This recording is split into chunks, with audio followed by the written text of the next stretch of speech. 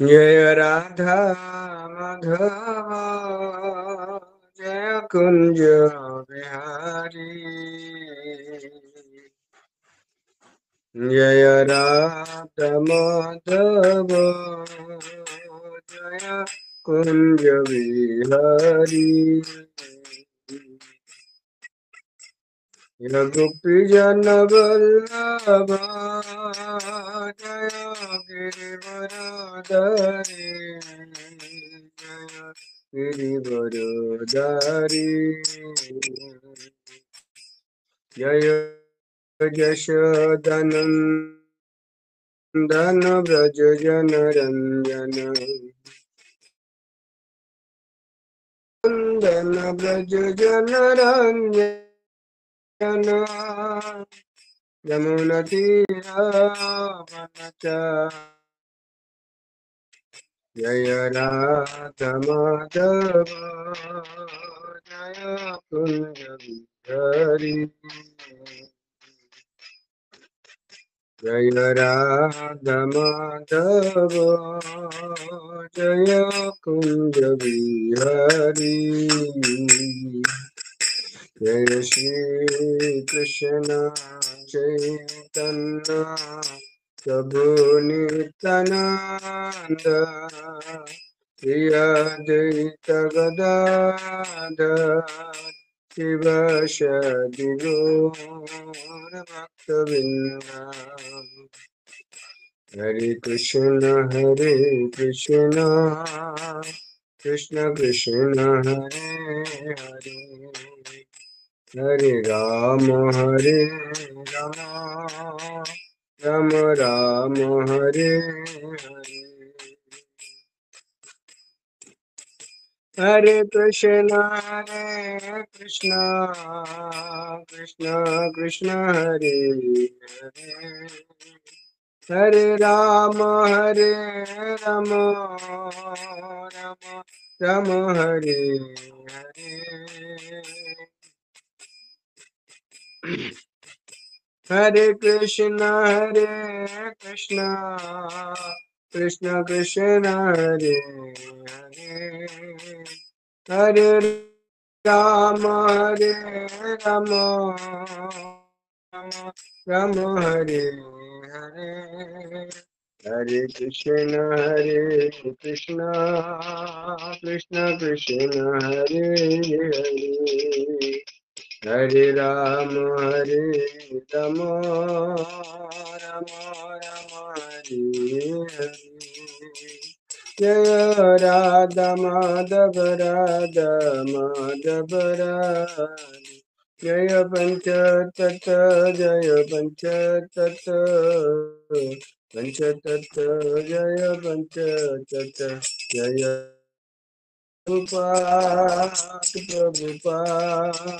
प्रभुपाद जय शिल प्रभुपाद जय जय गुरुदेव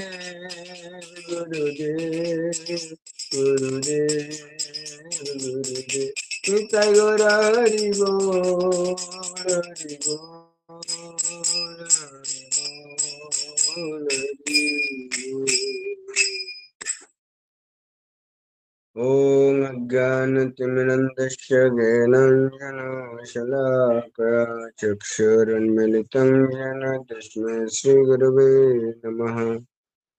नमोऽयं विष्णुपदाय कृष्णपृष्ठाय भूतले श्रीमते भक्तिवेदान्त स्वामिनिति नामिने नमस्ते सरस्वती देवे गौरवाणी प्रचारिणे शेषशून्यवादी पश्चात्तदेशतारिणे वञ्चाकल्पतरुभ्यश्च कृपा सिन्धु भयेव च पतितानां पावनेभ्यो वैष्णवेभ्यो नमो पञ्चतत्त्वात्मकं कृष्णं भक्तरूपस्वरूपकं भक्तावतारं भक्तक्षं नमामि भक्तशक्तिकम् हे कृष्ण करुणा सिन्धु दीनबन्धु जगत्पते गोपेश गोपिकान्त राधाकान्त नमोऽस्तुते। तप्त कंचन गौरांगी राधे वृंदावनेश्वरी वृषभानुसुते देवी प्रणमामि हरिप्रिये। जय श्री कृष्ण चैतन्य प्रभु नित्यानंद श्री अद्वैत गदाधर शिव सदि गौर भक्त वृंद। हरे कृष्ण कृष्ण कृष्ण हरे हरे, हरे राम राम राम हरे हरे।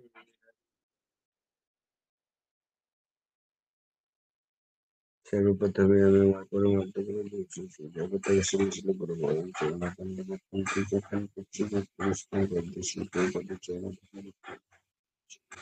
जय जय राधा माधव अष्टोषी गोविंद की जय, जय श्रील प्रभुपाद की जय, जय गौर प्रेमानंदे। চৈতন্য চরিতামৃতের আমরা আদি লীলার 50 নম্বর শ্লোক আজকে 54 নম্বর শ্লোক উচ্চারণ করব। ঋথে অর্থমা যৎ প্রীতয়েতে না প্রীতয়েতশ্চাত্মনি তদ্বিদ্ধা তৎমনময়া যথা আবাসা যথা তম। ঋতে অর্থাৎ যৎ প্রতীয়তে না প্রীতয়েতশ্চাত্মনি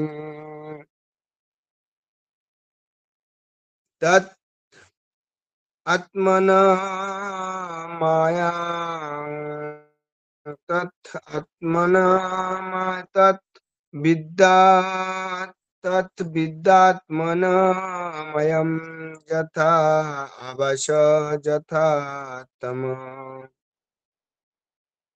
ঋতে অর্থং যৎ প্রতীয়ত না প্রীতয়েতশ্চাত্মনি যৎ বিদ্যাত্মনা মায়ং যথা বশ যথা তম। অনুবাদ: আমি ব্যতীত যা কিছু সত্য বলে প্রতীয়মান হয় তা হচ্ছে আমার মায়া শক্তি। কেননা আমি ব্যতীত কোনো কিছুরই অস্তিত্ব থাকতে পারে না। এটি ঠিক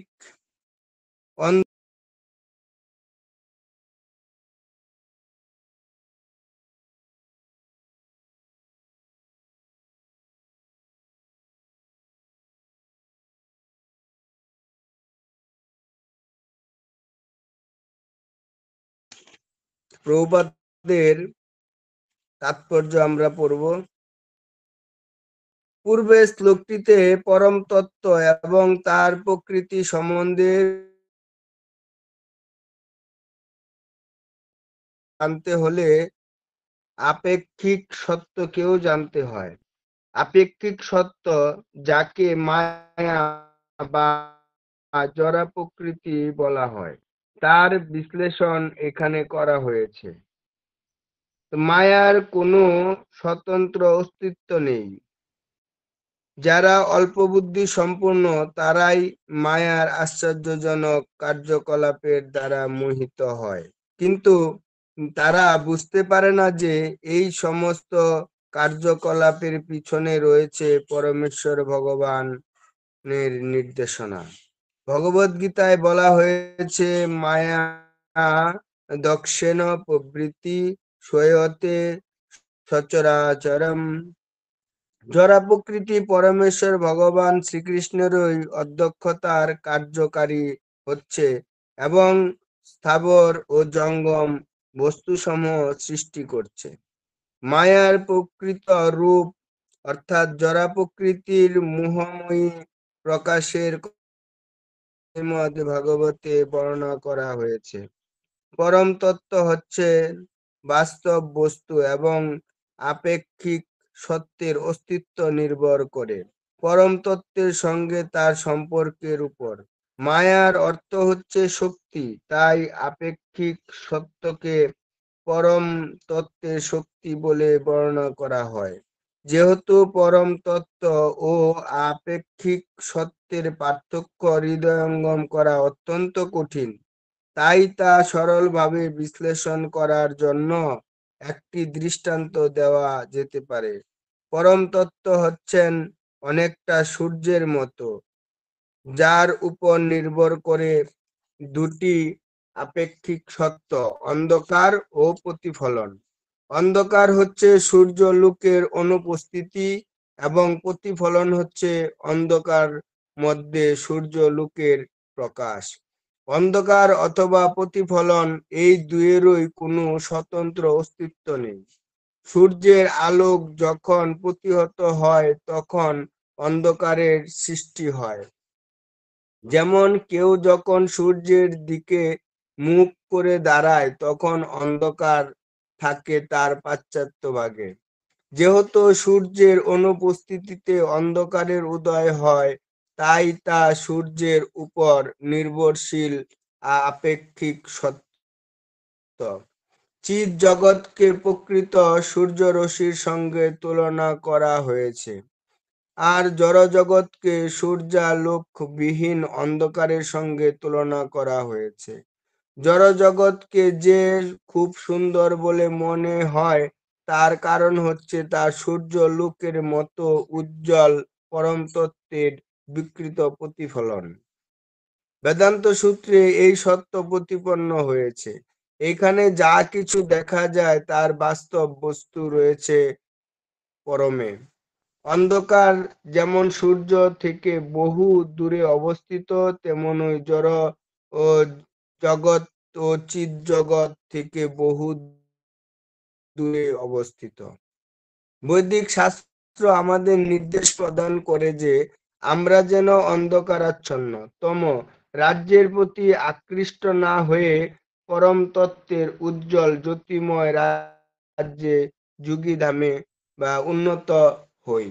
চিৎ উজ্জ্বল জ্যোতির দ্বারা উদ্ভাসিত, কিন্তু জড়জগৎ সম্পূর্ণ অন্ধকারাচ্ছন্ন। যেহেতু জড়জগৎ হচ্ছে অন্ধকারময়, তাই অন্ধকারকে দূরীভূত করার জন্য সূর্যের রশ্মি, চন্দ্রের কিরণ বা অন্যান্য বিভিন্ন রকমের কৃত্রিম আলোকের প্রয়োজন হয়।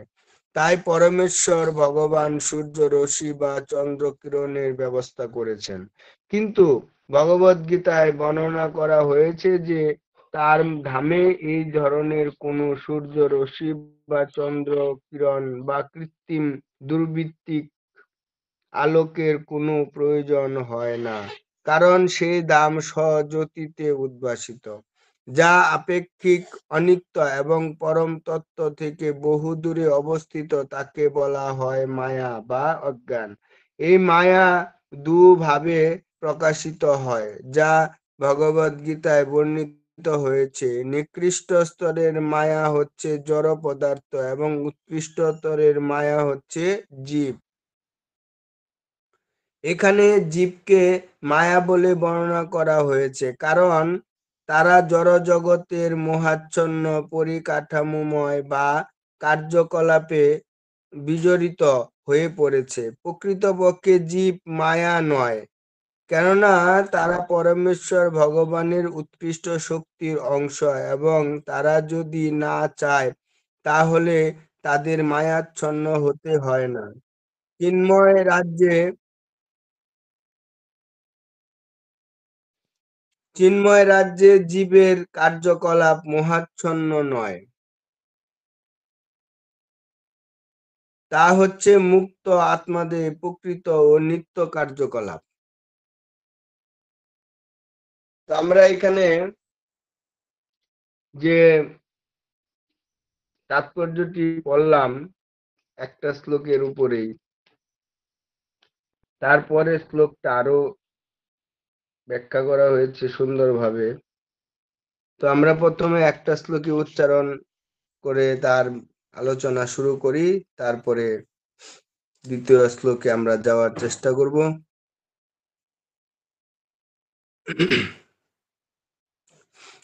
ভগবান বলছেন, আমি ব্যতীত যা কিছু সত্য বলে প্রতীয়মান হয় তা হচ্ছে আমার মায়া শক্তি। কেননা আমি ব্যতীত কোনো কিছুরই অস্তিত্ব থাকতে পারে না। এটি ঠিক অন্ধকারের প্রকৃত আলোকের প্রতিফলনের মতো। কেননা আলোকে ছায়াও নেই, প্রতিফলনও নেই। ভগবান ব্যতীত আর সমস্ত কিছুই মায়া। ভগবান শ্রীকৃষ্ণ অর্জুনকে বলছিলেন যে, হে অর্জুন, আমার মায়া বিশাল। তো অর্জুনকে ভগবান শ্রীকৃষ্ণ মায়া দর্শন করিয়েছিলেন। তো যখন অর্জুনকে মায়া দর্শন করিয়েছিলেন, তখন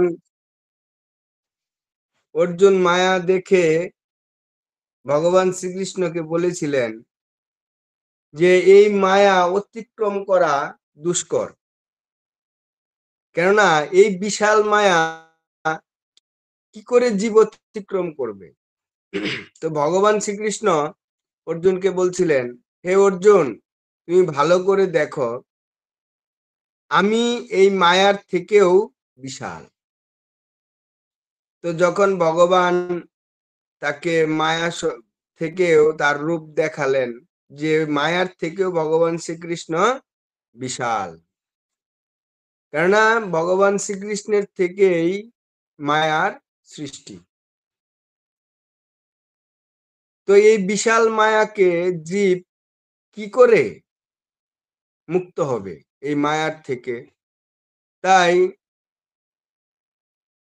ভগবান চৈতন্য চরিতামৃতে বলছেন কৃষ্ণ দাস কবিরাজ গোস্বামী, যে কৃষ্ণ সূর্য সম, মায়া হয় অন্ধকার, যাহা কৃষ্ণ তাহা নাহি মায়ার অধিকার।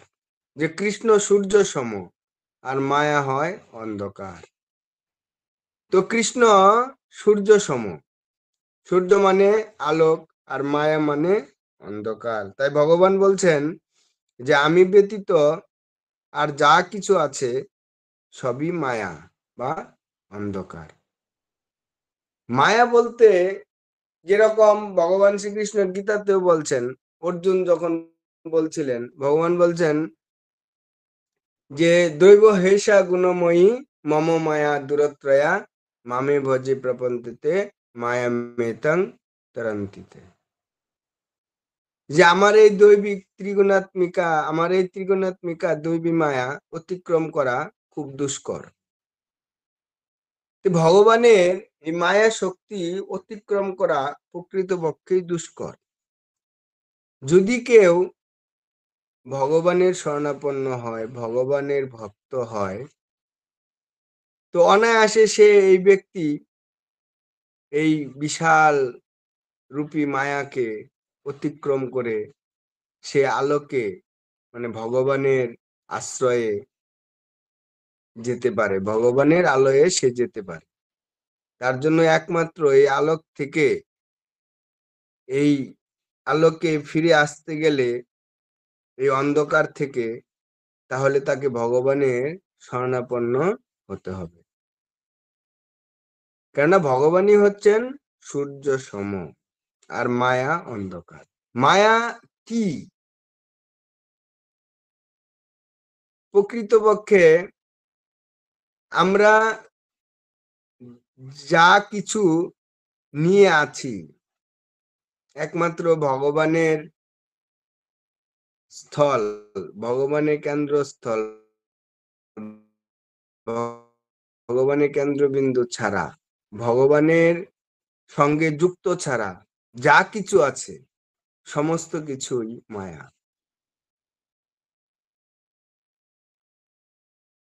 আমরা মায়ার বহুবিধ উদাহরণ রয়েছে।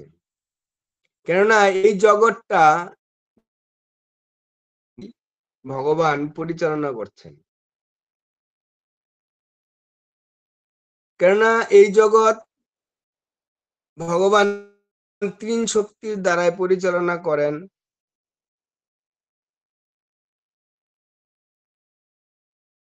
তো এই ৩ শক্তি দিয়ে ভগবান যে এই জগৎ পরিচালনা করেন, তার মধ্যে হচ্ছে মায়া সবথেকে বড় শক্তির।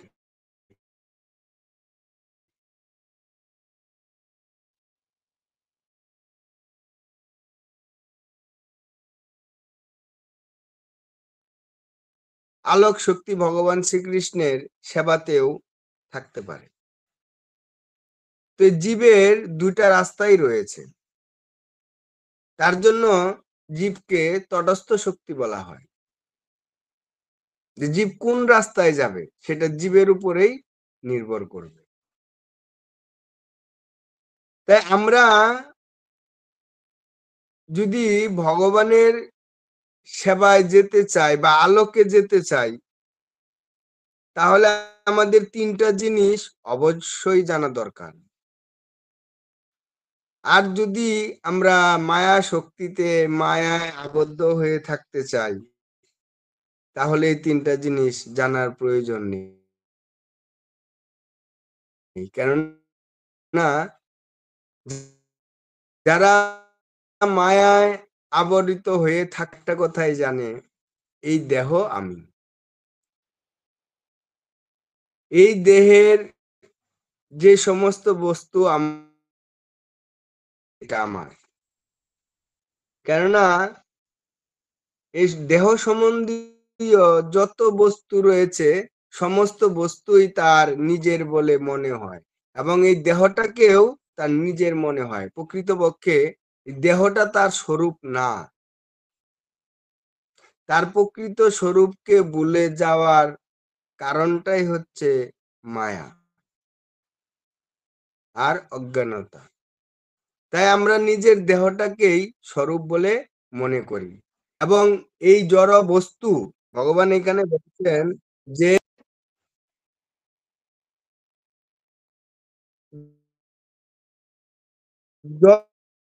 জড় বস্তু, যে জড় বস্তু এই জগতে রয়েছে, সেই জড় বস্তুই হচ্ছে মায়া শক্তি আবরণ। যে এরকম এই জড় জগতের যত ভোগের বস্তু রয়েছে, সে কি ভোগ? এই দেহ ভোগ। এই দেহ ভোগের যত সম্বন্ধীয় বস্তু রয়েছে, ইন্দ্রিয় ভোগের যত সম্বন্ধীয় বস্তু রয়েছে, সেই সম্বন্ধীয় বস্তুগুলোই হচ্ছে মায়া। তার জন্যই বলছে যে বৈরাগ্য আনতে হবে। বৈরাগ্য যদি না আসে, মানে বৈরাগ্য কথার অর্থ হচ্ছে ত্যাগ। যে ত্যাগ যদি না আসে এই বিষয়বস্তুর উপরে, তাহলে মায়া ত্যাগ করা যাবে না। আর যদি আমরা মায়া ত্যাগ করতে চাই, তাহলে আমাদের ৩ টা বস্তু অবশ্যই জানা দরকার। এক হচ্ছে সম্বন্ধ, অভিধেয় আর প্রয়োজন। এই সম্বন্ধ, অভিধেয়, প্রয়োজন কেউ যদি জেনে কেউ যদি ভগবানের সেবা করে, তবে সেই মায়ার থেকে অনায়াসে মুক্তি লাভ করতে পারে। কেননা এই যে ৩ শক্তি, সম্বিত শক্তি, সন্দিনী শক্তি আর হচ্ছে আহ্লাদিনী শক্তি। সম্বিত, সন্দিনী আর আহ্লাদিনী।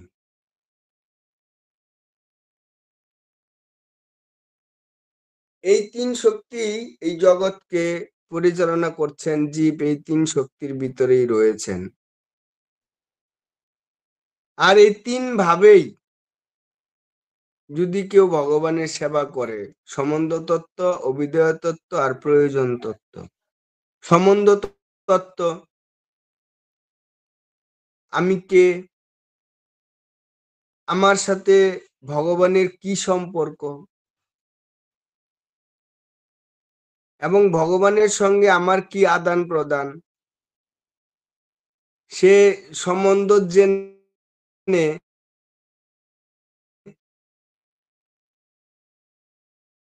এবং সেই সম্বন্ধ অনুসারে সে যদি ভগবানের সেবা করে তবে সে বিপরীত। তো এই সম্বন্ধীয় তত্ত্ব হচ্ছে যে আমার কৃষ্ণের সঙ্গে কি সম্পর্ক, আমি কোথা থেকে আসলাম, আমি কোথায় যাব, আমি কে, আমার কি করা কর্তব্য, সেই জেনে কেউ যদি ভগবানের সঙ্গে স্থাপন করে, যেরকম সম্বন্ধ আমরা স্থাপন করি, বাবা মা ভাই বোন আত্মীয় স্বজনের যে এক একটা সম্বন্ধ, মামা মামি কাকা কাকি,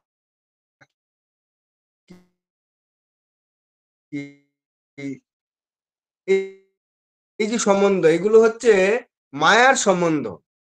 এটা হচ্ছে এই দেহের সম্বন্ধ। দেহ মানে যা এই জগতের যে বস্তু আমার না বা আমি না, সেইটাকে নিজের মনে করাটাই হচ্ছে মায়া। তাই আমরা যদি এই সম্বন্ধ অভিধেয় প্রয়োজনের মধ্যে সম্বন্ধ তত্ত্বটা আমরা যদি জানতে পারি এবং জেনে যদি আমরা ভগবানের সেবা করি, তাহলে আমরা ভগবত ধামে অবশ্যই যেতে পারবো। কেননা এই সম্বন্ধ তত্ত্বের মধ্যেই রয়েছে যেরকম শান্ত, দাস্য, সখ্য, বাৎসল্য, মধুর, এই যে 5টা রস রয়েছে, এই 5টা রসের বা একটাই যে কোনো আমরা একটাই যদি পৌঁছাতে চাই বা একটা যখন আমরা সেবায় যাব, একটার মধ্যে যাব ভজনে, তখন আমাদের এই সম্বন্ধ তত্ত্ব প্রয়োজন। ভজন করতে করতে এই সম্বন্ধ তত্ত্ব আসবে, ভগবানের সঙ্গে আমাদের সম্বন্ধ তৈরি হবে ভগবানের সেবার মাধ্যমে। তো ভগবানের সেবার মাধ্যমে আমাদের সম্বন্ধ তৈরি হবে। তাই সম্বন্ধ তৈরি হওয়ার পরে আমরা যখন ভগবানের সঙ্গে যুক্ত হব, ভগবানের সঙ্গে সম্বন্ধ স্থাপন করে নেব, তারপরে অভিধেয়। অভিধেয় মানে ভক্তি। আমি ভগবানের সঙ্গে আমার তখন আদান প্রদান শুরু হয়ে গেল, ভক্তি শুরু হয়ে গেল। আর এই ভক্তি শুরু হওয়ার পরে যখন আমরা সেবায় যুক্ত হব, বৈদিক ভক্তি অনুসারে সেবায় যুক্ত হওয়ার পরে তারপরে আসবে প্রয়োজন। এই ভক্তি করতে করতে তারপরে প্রয়োজনে পৌঁছাবো। আর প্রয়োজন হচ্ছে কৃষ্ণ প্রেম। এই যে কৃষ্ণ প্রেম লাভ করাটাই হচ্ছে জীবের অন্তিম লক্ষ্য।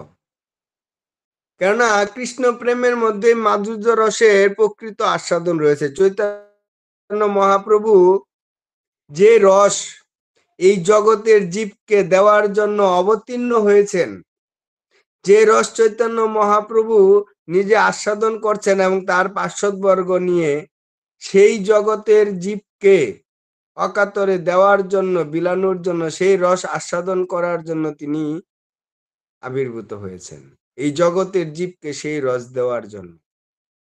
তাই ওই রস পেতে গেলে আমাদের প্রথমে সম্বন্ধ, অভিধেয় এবং প্রয়োজন, এই 3টা তত্ত্ব জেনে আমাদের হরিভজন করতে হবে। করার পরে আমরা সেই রস আস্বাদন করতে পারবো। আর এই 3টা সম্বন্ধ আমরা স্থাপন করতে পারলে বা সেই স্তরে যেতে পারলে আমাদের প্রথমে জপ করতে হবে শুদ্ধভাবে হরিনাম জপ। কেননা এই কলিযুগে যোগ ধর্ম একমাত্র হচ্ছে হরিনাম। তাই হরিনাম ছাড়া আর গুরু বৈষ্ণবের কৃপা ছাড়া সেই প্রয়োজন তত্ত্বে পৌঁছানো যায় না। দেখুন, গুরুতত্ত্বটা হচ্ছে সব থেকে ভক্তি জীবনের মধ্যে সব থেকে শ্রেষ্ঠ। কেননা গুরুই একমাত্র ভগবানের সঙ্গে তার সন্তানের বা তার শিষ্যের সম্পর্ক স্থাপন করান। গুরুদেব ভগবানের সঙ্গে শিষ্যের সম্পর্ক স্থাপন করিয়ে দেন। তাই গুরুদেব, ভগবান শ্রীকৃষ্ণ আর গুরুদেব হচ্ছেন অভিন্ন। কারণ স্বয়ং কৃষ্ণই তো আসেন গুরু রূপে। আমরা গুরুদেবের যে মূর্তিমান দেহ আমরা দর্শন করি, যে দেহ দেখি, প্রকৃতপক্ষে সেই দেহটাই গুরুদেবের আসল স্বরূপ না। এটা আমাদের জড় চক্ষু, তাই জড় চক্ষু দিয়ে আমরা গুরুদেবের এই দেহটা দর্শন করছি, কিন্তু প্রকৃতপক্ষে গুরুদেবের এটা আসল স্বরূপ না। গুরুদেবের আসল স্বরূপ হচ্ছে কৃষ্ণ শক্তি। স্বয়ং সাক্ষাৎ কৃষ্ণ গুরুদেবের ভিতরে সেই শক্তি রূপ সঞ্চার করেন। তাই গুরুদেব আর শ্রীকৃষ্ণ তখন অভিন্ন রূপ হয়ে দাঁড়ায়।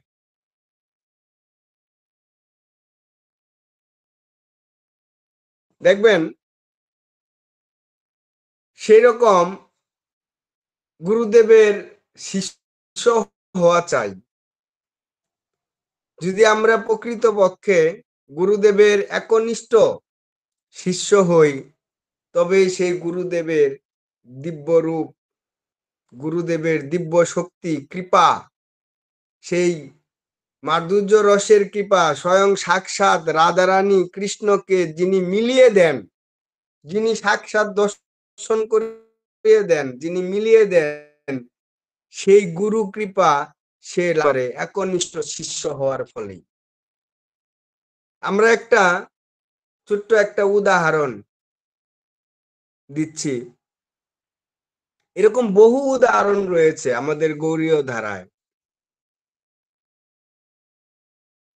বিজয় কৃষ্ণ গোস্বামী নামে একজন বৈষ্ণব ছিলেন, আপনারা দেখতে পাবেন অদ্বৈত আচার্যের শ্রীপাঠে গেলে উনার স্থলী রয়েছে। যখন ছোট ছিলেন, বাচ্চাকালে, তখন তিনি কলকাতায় বেড়াতে গিয়েছেন, খিদিরপুরে। তো যখন কলকাতা খিদিরপুরে গিয়েছেন, তো সেইখান থেকে হেঁটে হেঁটে আসছিলেন, তো উনার চটি জোড়া ছিঁড়ে গেছে। তো উনার যখন চটি জোড়া ছিঁড়ে গেছে, তো আগেকার দিনের মানুষ এক চটি দিয়ে অনেক দিন কাটাতো, এক জামা দিয়েই অনেক বছর কাটিয়ে দিত। এখন তো আমাদের এত বুক বিলাসিতা বেড়ে গেছে, বৈষ্ণবী কি আর সাধারণ মানুষই কি, এখন আমাদের বিশাল বুক বিলাসিতা চাই, অল্প অর্থতে চলে না। কেননা আমরা অর্থটাকে ভগবানের সেবায় লাগাবো, আর ভগবানের সেবায় লাগাতে গিয়ে ভগবানের নাম করে নিজের সেবাতেই লাগিয়ে দিই বেশি করে। কিন্তু ভাব করি বা মনের বিকার উৎপন্ন করি ভগবানের সেবা, কিন্তু প্রকৃত পক্ষে আমাদের মনের বাসনা থাকে ভোগ করার, সেটা কৃষ্ণের নাম করে চালিয়ে দিই। তবু ভালো যে কৃষ্ণের নাম করে তো চালাচ্ছি, কিন্তু এটা বৈরাগ্য না। তো আগেকার মানুষ তারা এক চটি দিয়েই অনেক দিন অনেক বছর কাটিয়ে দিত। তো বিজয় কৃষ্ণ গোস্বামী তিনি কলকাতায় গিয়েছেন, চটি জোড়া ছিঁড়ে গেছে, চটি জোড়া নিয়ে উনি হাঁটতেন আর চিন্তা করছেন এই চটি জোড়া কোথায় সেলাই করি। তো তিনি হাঁটতে হাঁটতে একজন মুচি পেলেন। তো সেই মুচিকে বললেন যে আমার এই জুতা জোড়া একটু সেলাই করে দাও। তখন বলছে ঠিক আছে, দাও, দিচ্ছি। দেখতে একটু সাধুর মতোই, সাধুর বেশ ধরা, ছিঁড়া ধুতি পরে আছে, কিন্তু দেখতে সাধুর মতো। তো উনি দিয়ে চিন্তা করছেন দাঁড়িয়ে দাঁড়িয়ে যে উনি মনে হয় খুব গরিব, চলতে পারছে না, এই জুতা সেলাই করে আর কয় পয়সা হবে, তো উনাকে একটু বেশি করে দিতে পারলে ভালো হয়। তখন উনি মনে মনে স্থির করলেন আমি 2 আনা দেব। তো 2 আনার চিন্তা করলেন, করে জুতা সেলাই হয়ে গেল, উনি 2 আনা পয়সা সেই মুচিওয়ালাকে দিলেন। তো 2 আনা পয়সা যখন দিলেন, তো সেই মুচিওয়ালা 1 আনা পয়সা ফেরত দিয়ে দিল। তো 1 আনা যখন ফেরত দিল, তখন সে বলল যে না, আপনি 2 আনাই রেখে দেন। বলছে না না, আমার 2 আনা লাগবে না, আমার 1 আনাই ঠিক আছে। তো 1 আনা ফেরত দিয়ে দিল। রাখলো না। তখন তিনি চিন্তা করলেন উনি গরিব মানুষ, ১ আনা কেন ফেরত দিল?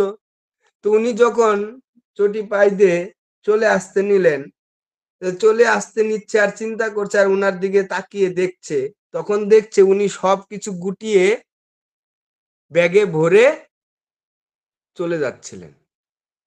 তখন তিনি অবাক হলেন, আরে এই ব্যক্তিটা ১ আনা পয়সা হলো, তাতে উনি সব গুটিয়ে দিয়ে চলে যাচ্ছে। উনার কি করে সংসার চলবে এই ১ আনা দিয়ে? তো উনার কি প্রয়োজন শেষ? এরকম তো হতে পারে না। উনি কোথায় যাচ্ছে? দেখি তো উনার কি পরিস্থিতি, কি অবস্থায় উনি থাকে। তো বিজয়কৃষ্ণ গোস্বামী তার পিছন, পিছন গেলেন। তো পিছন, পিছন গিয়ে দেখতে পেলেন খিদিরপুরের ওইখান দিকে চলে গেছেন গঙ্গার ধারে।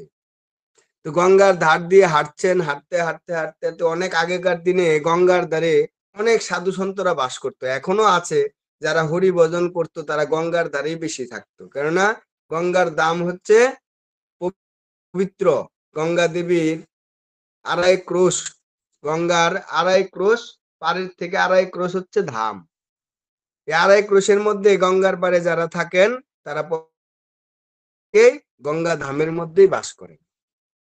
তাই সাধু সন্তরা এই গঙ্গার ধারে বাস করতেন। তো তিনি যখন হেঁটে যাচ্ছিলেন, তো যত সাধু সন্ত রয়েছে সবাই তাকে প্রণাম করছে। সবাই উঠে, উঠে প্রণাম করছে। তো সাধু বাবা হেঁটে যেতে, যেতে, যেতে, যেতে একটা তাঁবুতে ঢুকলেন। ঢুকে সেইখানে কাপড় ছেড়ে তিনি গঙ্গায় স্নান করলেন।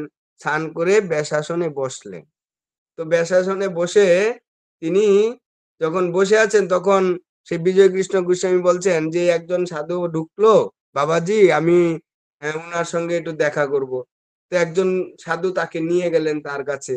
তো বললে সেই মুচি সাধু বাবা বললেন যে, "তোমার কি প্রয়োজন বলো, কি সেবা তোমাকে করতে পারি?" তখন বলল, "আমি আপনাকে দিয়ে জুতা সেলাই করিয়েছি। তো আপনি কে? আর আপনি কেনই বা এই মুচির কাজ করলেন? আপনি এত বড় সাধু, সবাই আপনাকে এসে প্রণাম করছে, যে এসছে সবাই প্রণাম করছে আপনাকে। তো আপনি কে? আপনি কেন এই মুচির কাজ করলেন? কেনই বা আপনি ১ আনাই নিলেন? আর ১ আনা দিয়ে কি করে আপনার সেবা হবে? এই এত সাধু সন্তের?" তখন ইনি ফুটফুট করে কান্না শুরু করে দিলেন। তো কান্না শুরু করলেন, তখন তিনি বললেন, "না আপনার মনে যদি কষ্ট হয় তাহলে আপনাকে বলতে হবে না। আমি উত্তর শুনতে চাই না। তো আপনি তবু মনে কষ্ট পাবেন না?" তখন বলছে, "না, না আমি তোমাকে বলছি। তুমি শুনতে চেয়েছ? তোমাকে বলছি।" বলছে, "আমার বাবা-মা খুব গরিব ছিল। তো আমরা অনেক ভাই-বোন ছিলাম। তো আমার মা আমাকে আমার গুরুদেবের কাছে ছোট সময় দিয়ে যায়। বলে, 'আমার এই সন্তানটাকে আপনি সাধু বানিয়ে দিন। সাধু বানান।' তাই আমাদের মনের ভিতরে অনেক ইচ্ছা আমরা সাধু হব। তাই ভক্তি জীবনে এসছি। গুরু মহারাজের, প্রভুপাদের, তার শিষ্যের বা তার ভক্তদের সান্নিধ্য লাভ করেছি গুরু গৌরাঙ্গের কৃপায় আমরা এই জীবনে আছি। কিন্তু আমাদের মনে বড়ই সাধু হব। আমার মনে, আপনাদের মনে হয়তো না। আমার মনে বড় সাধু হব। কিন্তু সাধু আর হতে পারলাম না। বলছে, "বৈষ্ণব হওয়ার মনে বড় ছিল সাধ, তৃণাদুপি শুনিছেন।" যে বৈষ্ণব হওয়ার মনে বড় সাধ ছিল। বৈষ্ণব হওয়ার মনে বড় ছিল সাধ, তৃণাদুপি শুনিছেনে পড়ে গেলাম বাদ। মনে বড় সাধ ছিল বৈষ্ণব হব, সাধু হব, কিন্তু এই তৃণাদুপি শুনিছেনে বাদ পড়ে গেলাম। সাধু হতে আর পারলাম না। তাই তার মা তাকে দিয়ে গিয়েছিলেন গুরুদেবের কাছে সাধু বানানোর জন্য।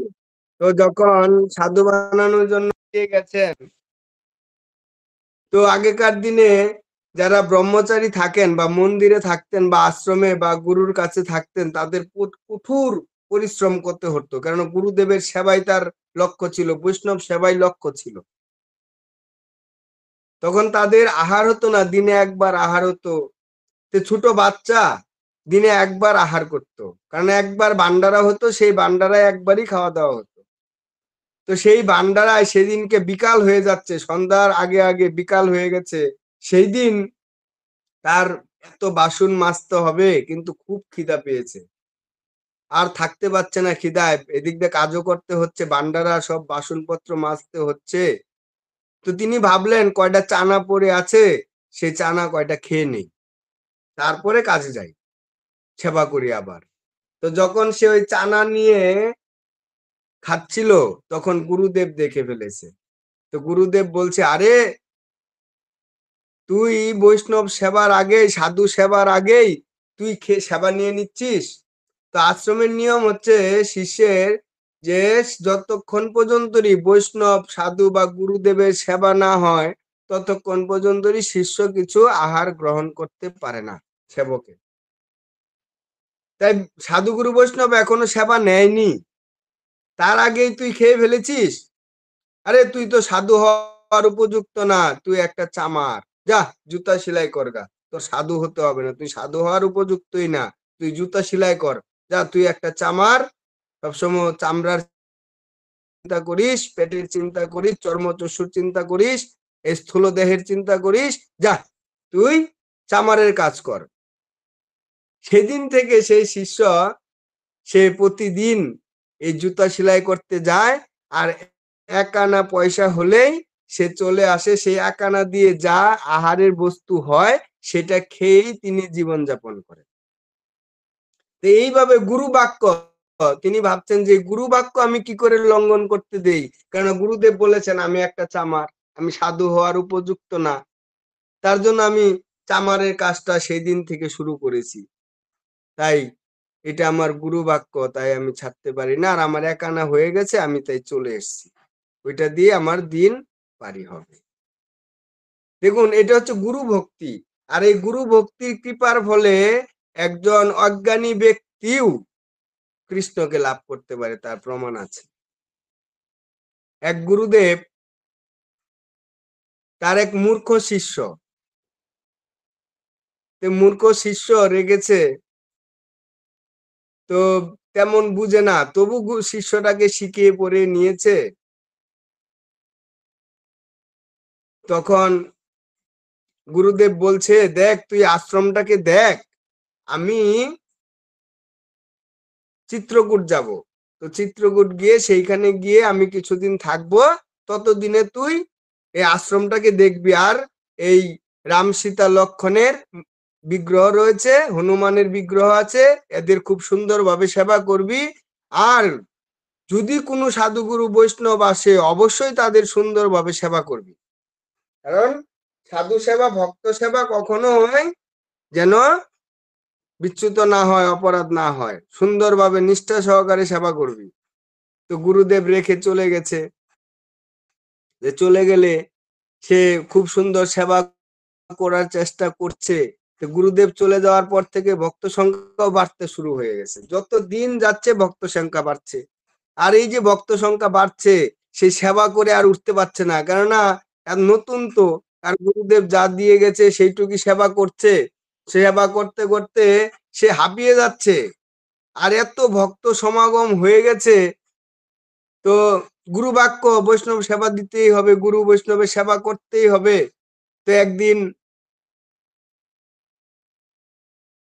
সীতা মাকে বলছে, না হনুমানকে বলছে, যে হনুমানজি, এখানে রাম প্রভু আছে, সীতা মা আছে, লক্ষ্মণ ভাইয়া আছে, তো তাদের সেবা করতে হয়, তার ভক্তদের সেবা করতে হয়, আপনি যদি আমাকে একটু সহযোগিতা করতেন তাহলে ভালোই হতো, আপনি এখানে বসে আছেন। তো ভগবানের গায়ে চন্দন লেপন করবে, চন্দন বাড়ছে, আর হনুমানজিকে বলছে যে আমি এত সেবা করে উঠতে পারছি না, আপনি যদি আমাকে একটু সহযোগিতা করতেন তাহলে আমার প্রভুর ভালো সেবা হতো, আপনার প্রভুর। তখন হনুমান প্রকট হয়ে গেছে, প্রকট হয়ে বলছে, বলো আমার কি সেবা করতে হবে। বলছে, আপনি চলে এসেছেন, বলছে হ্যাঁ। বলছে ভালোই হয়েছে, তাহলে আপনি এক কাজ করুন, আপনি জল টল এনে দিন, আর এই বাজার ঘাটের যাই কাজকর্ম আছে সেটা আপনি আমাকে একটু দেখে দিন, জলটা এনে দিন, আমি রান্নার ব্যবস্থা করি। তো হনুমান সঙ্গে হাত লাগিয়ে দিয়েছে, খুব সুন্দর সেবা হচ্ছে। তো একদিন লক্ষ্মণ ভাইয়াকে বলছে, আরে লক্ষ্মণ ভাইয়া, হনুমানজি এত সুন্দর সেবা করছে আর আপনি দাঁড়িয়ে আছেন, তো আপনিও তো পারেন এই সেবায় একটু অংশ নিতে, তাহলে আমাদের প্রভুজির ভালো সেবা হয়, ভক্ত সেবা ভালো হয়। তো লক্ষ্মণজি বলছে যে ঠিক আছে, বলো আমাকে কি সেবা করতে হবে।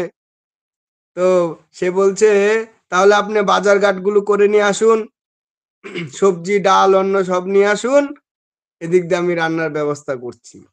তো সে রান্না করছে, ভগবানের খুব সুন্দর সেবা হচ্ছে। ভগবানের যখন অর্চন করতে গিয়েছে তখন মনে হচ্ছে, আরে হনুমানজি চলে গেছে, লক্ষ্মণ ভাইয়া চলে গেছে, তো এখন রান্নাটাও আমাকে করতে হচ্ছে। আরো সুন্দর ভালো সেবা হতো, আর দিন যাচ্ছে, ভক্ত সংখ্যা বেড়ে যাচ্ছে, তাহলে সীতা মায়া যদি একটু রান্নাটা করতো তাহলে আর একটু ভালো হতো। তো সীতা মায়া প্রকট হয়ে গেছে। তো সীতা মায়া যখন প্রকট হয়েছে তখন সীতা মায়া বলছে, বলো বৎস, তোমার কি সেবা করতে হবে। বলছে, আরে মা, আপনি প্রকট হয়ে গেছেন, তা ভালোই হয়েছে, তাহলে আপনি এক কাজ করুন, রান্না করে দিন। তো আপনার হাতের রান্না প্রভু খেয়ে খুব আনন্দ পাবে, তাহলে আপনি যদি রান্না করেন সমস্ত ভক্তরাও আনন্দ পাবে। তো সীতা মায়া বলছে, ঠিক আছে, তুমি দাও, আমি রান্না করে দিচ্ছি। তো সীতা মায়া রান্না করছে, লক্ষ্মণ ভাইয়া বাজার করে এনে দিচ্ছে, হনুমানজি জল এনে দিচ্ছে, আর সে ভক্ত উঠান ঝাড় দিচ্ছে। এইভাবে ভগবানের সেবা করছে, খুব সুন্দর। তো একদিন চন্দন ঘষতে ঘষতে ভাবছে, আরে রাম প্রভু, আপনি তো একা একা দাঁড়িয়ে আছেন এখানে, হনুমানজিও চলে গেছে, লক্ষ্মণ ভাইয়াও চলে গেল, সীতা মায়াও রান্না করছে, আর আপনি এখানে একা একা দাঁড়িয়ে আছেন, আপনিও তো কিছু সেবা করতে পারেন। তখন রামপ্রভু বলছে, বলো বৎস, আমাকে কি করতে হবে। বলছে, আপনার একটা কাজই বাকি আছে, সেটা কি, আপনি যদি আপনার ভক্তদের এই রামায়ণ রাম কথা শোনাতেন তাহলে খুব ভালো হতো, কেননা সকল ভক্তরা এই হরি কথা বলে খুব আনন্দ পেত। তো রামচন্দ্র বলছে, ঠিক আছে, তোমার বাক্য আমি অবশ্যই পালন করব। তো ভগবান রামচন্দ্র তিনি পাঠ করতে বসে বললেন, স্বয়ং ভগবান তিনি রামায়ণ পাঠ করে তার লীলা কথাই তার ভক্তদের শ্রবণ করাচ্ছেন।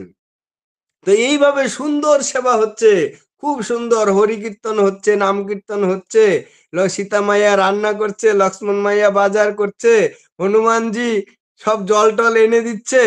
তো একদিন গুরুদেব এসে উপস্থিত। তো গুরুদেব দেখছে, আরে আমার আশ্রমের এত সুন্দর পরিকাঠামো, এত সৌন্দর্য, এত সাজানো গুছানো, এত সুন্দর সেবা হচ্ছে। তখন গুরুদেব বসে বলছে, আরে তুই এত সুন্দর সেবা কি করে করছিস, এটা কি করে সম্ভব হলো। বলছে, গুরুদেব, সব আপনার কৃপা। বলছে, কি করে করলি তুই। বলছে, আমি একা করছি না তো। বলছি, কারা করছে এই সব। বলছে, আর বলবেন না, এই যে হনুমান ভাই রয়েছে, ভক্ত হনুমান, উনি এই সব জল টল এনে দিচ্ছে, রান্নার সরঞ্জাম তৈরি করে দিচ্ছে, বলরাম লক্ষ্মণ ভাইয়া বাজার করে এনে দিচ্ছে।